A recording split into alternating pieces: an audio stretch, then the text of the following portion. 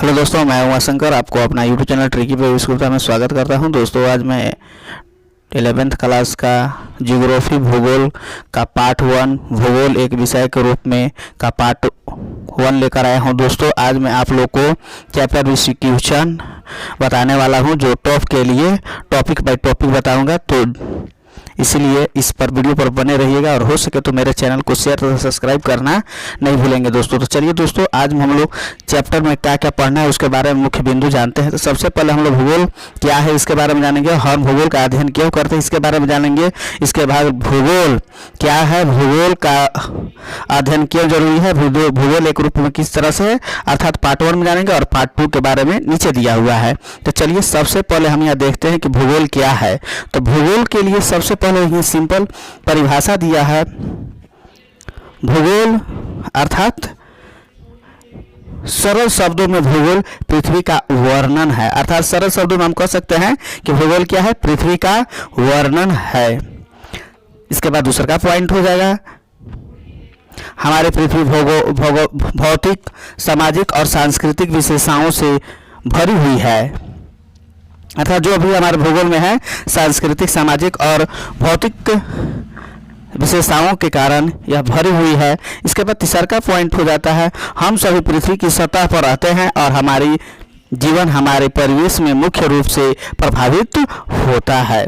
अर्थात धरातल पर माने पृथ्वी के धरातल पर जो हम लोग प्रवेश करते हैं अर्थात हम लोग रहते हैं वह हमारा धरातल पर ही होता है। हम अपने जीवन को बनाए रखने के लिए अपने परिवेश में उपस्थित संसाधनों पर निर्भर करते हैं। अर्थात हम अपने जीवन को बनाने के लिए बहुत से संसाधनों का उपयोग करते हैं। इसीलिए अपने जीवन में आसान बनाने के लिए हमें अपनी पृथ्वी को समझने की आवश्यकता पड़ती है और इस कार्य को में भूगोल हमारी मदद करती है। अर्थात इस तरह से हम भूगोल में रहते हैं और भूगोल में कुछ भी चीज़ होता है पृथ्वी को समझने की आवश्यकता पड़ती है और इसी के माध्यम से हम लोग भूगोल के माध्यम से ही हम ये सब जानकारी प्राप्त करते हैं। अर्थात भूगोल ही एक ऐसा सब्जेक्ट है जिसके बारे में हमको अध्ययन कराता है। अब हम चलते हैं कि हम भूगोल का अध्ययन क्यों करते हैं, अर्थात हम किस कारण से भूगोल का अध्ययन करते हैं। विविधताओं से भरी हुई पृथ्वी और लोगों के बारे में जानने के लिए करते हैं। हमारी पृथ्वी में होने वाले विभिन्न घटनाओं और उनके कारणों को समझने के लिए करते हैं। पृथ्वी के सतह को समझने के लिए ग्लोब और मानचित्रों को विकसित करने एवं उनसे उपस्थित जानकारियों का अध्ययन करने के लिए किया जाता है। अर्थात हम इस तरह से भूगोल का अध्ययन करते हैं। इस तरह से हम लोग टॉपिक बाय टॉपिक बता सकते हैं कि हम भूगोल का क्यों अध्ययन करते हैं। इन कारणों को हम बताकर लिख सकते हैं या बता सकते हैं। इसके बाद हम लोग जैसा कि यहाँ देख रहे हैं, भूगोल ही एक ऐसा विषय है जिसमें हम लोग पृथ्वी पर होने वाले सभी जानकारियों को बताता है। अर्थात पृथ्वी के अंतर्गत जो घटनाएं, जो क्रियाएं होती है उसको यहाँ पर बताने का काम करता है। इसके बाद हम लोग चलते हैं भूगोल। तो भूगोल शब्द का प्रयोग सर्वप्रथम एक यूनानी वैज्ञानिक विद्वान एराथोस्थेनीज द्वारा किया गया था। भूगोल शब्द ग्रीक भाषा के 2 मूल शब्दों के मेल से बना है, जियो जिसका अर्थ होता है पृथ्वी और ग्राफिया। अर्थात जियो का अर्थ होता है पृथ्वी और ग्राफिया का अर्थ होता है वर्णन करना या अध्ययन करना होता है। अर्थात हम कह सकते हैं कि पृथ्वियों का सरल भाषाओं में हम कह सकते हैं कि पृथ्वियों का वर्णन करना ही भूगोल कहलाता है। इस तरह से हम लोग डिफिनेशन यहाँ दे सकते हैं जियोग्राफी का। इसके बाद देखिए दूसरे शब्दों में हम परिभाषा के अनुसार देख सकते हैं कि कौन कौन परिभाषा में क्या क्या कहे हैं। तो रिच हार्डसन के अनुसार भूगोल उद्देश्य धरातल की प्रादेशिक क्षेत्रीय विभिन्नताओं का वर्णन एवं व्याख्या करता है। किनके अनुसार है, तो रिचर्ड के अनुसार बताया गया है कि भूगोल एक क्षेत्रीय विभिन्नताओं का वर्णन करता है। दूसरा अल्फ्रेड हैंटर के अनुसार भूगोल धरातल के विभिन्न भागों में कारणात्मक रूप से संबंधित तथ्यों में विभिन्नता का अध्ययन करती है या कराता है। अर्थात कहने का अर्थ यह इसमें कारणात्मक रूपों में संबंधित तथ्यों में विभिन्नताओं का अध्ययन करता है जो भूगोल कहलाता है। ये किनके अनुसार हो गया? तो अल्फ्रेड हेंकर के अनुसार बताया गया है। इसके बाद अगला हम लोग पॉइंट देखते हैं। तो अगला पॉइंट हमारा है भूगोल का अध्ययन क्षेत्र, अर्थात भूगोल का अध्ययन क्षेत्र क्या है उसके बारे में यहाँ बताना है। भूगोलवेताओं न केवल पृथ्वी की सतह पर होने वाली घटनाओं में विभिन्नता का अध्ययन करते हैं बल्कि उन कारकों का भी अध्ययन करते हैं जिनकी वजह से यह विभिन्नताएं उत्पन्न होती है। अर्थात भूगोल का अध्ययन बहुत ही आवश्यकता है, बहुत ही जरूरी है। बिना भूगोल का अध्ययन करे हुए हम पृथ्वी पर होने वाली घटनाओं या आत्यंतिक कारणों को नहीं जान सकते हैं। अर्थात हमारी पृथ्वी पर भौगोलिक घटनाएं अत्यधिक गतिशील है, अर्थात कोई भी पृथ्वी पर घटने वाले घटनाओं को हम नहीं जान सकते। उदाहरण के लिए ले लीजिए, आदिम मानव समाज प्रत्यक्ष रूप से अपने पर्यावरण पर निर्भर था, लेकिन वर्तमान समाज ने प्रौद्योगिकी का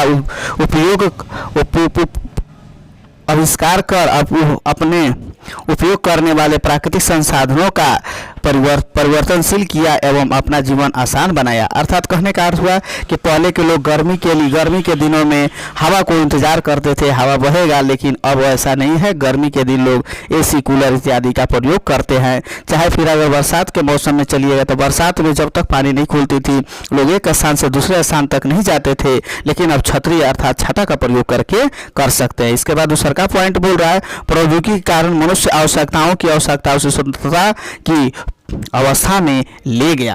अर्थात इस तरह से हम लोग पॉइंट टू पॉइंट बता देंगे कि भूगोल का अध्ययन किस क्षेत्र में क्यों किया जाता है। अगर भूगोल का ही देन है कि हम लोग दिन प्रतिदिन ऐसा उन्नति करते जा रहे हैं और विकास होते जा रहा है। इसके बाद अगला पॉइंट देखते हैं, एक विषय के रूप में भूगोल। हाँ, सही बात है, एक विषय के रूप में भूगोल क्या है उसके बारे में देखते हैं। तो एक विषय के रूप में भूगोल मुख्य रूप से 3 प्रश्नों से संबंधित है, अर्थात हमारा 3 प्रश्नों से संबंधित है। पहला है, कुछ प्रश्न पृथ्वी के धरातल पर पाए जाने वाले प्राकृतिक और सांस्कृतिक विशेषताओं के प्रतिरूपों की पहचान से संबंधित है। ये क्या प्रश्न के उत्तर देते हैं, अर्थात इसमें क्या प्रश्न के उत्तर देते हैं। इसके बाद दूसरा का पॉइंट में देखते हैं तो कुछ अन्य प्रश्न पृथ्वी की भौतिक एवं सांस्कृतिक विशेषताओं के वितरण से संबंधित है। एक कहाँ प्रश्न से संबंधित है, अर्थात पहला हो गया हमारा क्या से संबंधित है और दूसरा हमारा हो गया कहाँ से संबंधित है। इसके बाद तीसरा प्रकार के प्रश्न सुविधाओं, प्रक्रियाओं और घटनाओं को व्याख्या से संबंधित है। ये प्रश्न क्यों से संबंधित है, अर्थात कहने का अर्थ हुआ एक विषय के रूप में भूगोल है तो उसके लिए 3 प्रश्नों का उपयोग किया गया है, क्या, कहाँ और क्यों। तो क्या का अर्थ होता है क्या पृथ्वी पर पाया जाने वाला है, धरातल की पहचान होती है, जबकि कहाँ का अर्थ होता है कि कहाँ है, पृथ्वी के अंदर में कहाँ पर है उसके बारे में विस्तार को बताता है, जबकि क्यों ये हमारे सुविधाओं के बारे में अध्ययन कराता है।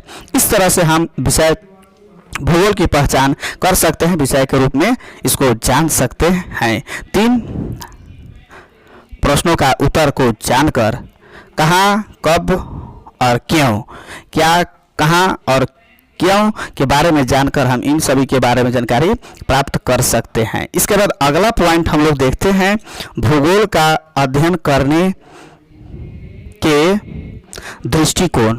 तो भूगोल का अध्ययन करने के लिए 2 प्रमुख विशेषताएं हैं, क्रमबद्ध दृष्टिकोण और प्रादेशिक दृष्टिकोण। क्रमबद्ध दृष्टिकोण के अंतर्गत होता भौगोलिक अध्ययन करने के लिए क्रमबद्ध दृष्टिकोण एक जर्मन भूगोलवेता अलेक्जेंडर वान हेम्बोल्ट द्वारा पेश किया गया था। भूगोल का क्रमबद्ध दृष्टिकोण केवल एक मुद्दे का अध्ययन करता है और उसके संस्थापित संस्थानिक विविधताओं की जांच करता है। क्रमबद्ध दृष्टिकोण के एक विशेष अर्थात भूगोल विशेष जो मौसम के बारे में हमको बताता है, अर्थात कहने का अर्थ हुआ जो मौसम हमारे बारे में होता है उसको बारे में यहाँ पर अध्ययन कराता है।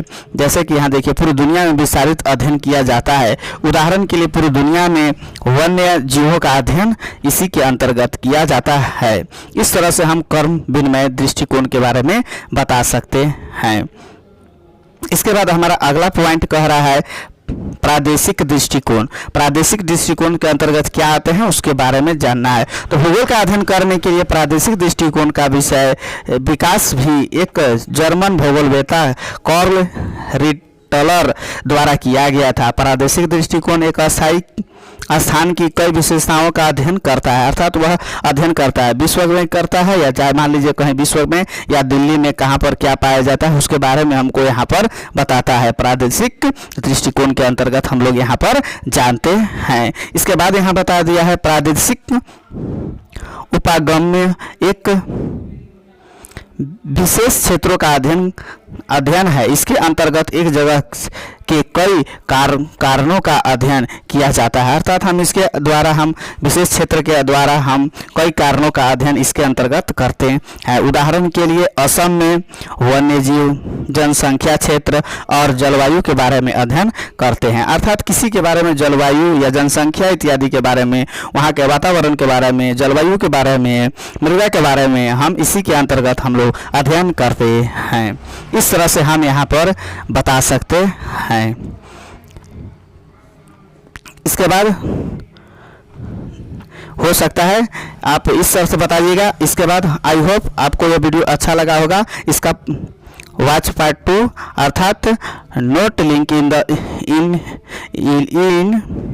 Description, joining for Telegram, join for important question, subscribe this question for more video like video to motivate us. अर्थात कहने का अर्थ यह हो कि आप इसी का पार्ट 2 जानने के लिए मेरे चैनल को शेयर तथा सब्सक्राइब करना नहीं भूलेंगे।